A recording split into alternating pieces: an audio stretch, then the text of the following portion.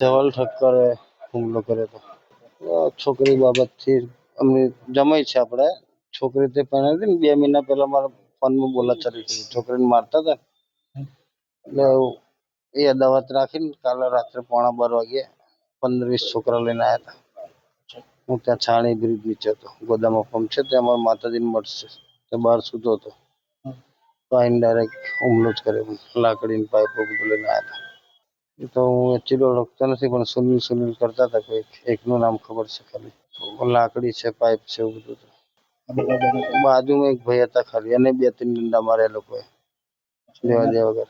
હું તો બહાર ખાટલામાં સૂતો હતો. પછી મેં એમ્બ્યુલન્સ બોલાવીને પોલીસને ફોન કર્યો. એ લોકો 5-7 મિનિટ મારી નીકળી ગયેલા. આપણે તો હવે ન્યાય મળે એવું ઈચ્છા કરે છે મારું જોડે. ધવલ ઠક્કર છે, બિલ્ડર છે, કાના ગ્રુપ પર. એ છોકરીને 2 મહિના પહેલા મારઝૂડ કરતા હતા એટલે હું બોલ્યો હતો. એમાંથી માથાકૂટ થઈ ગઈ.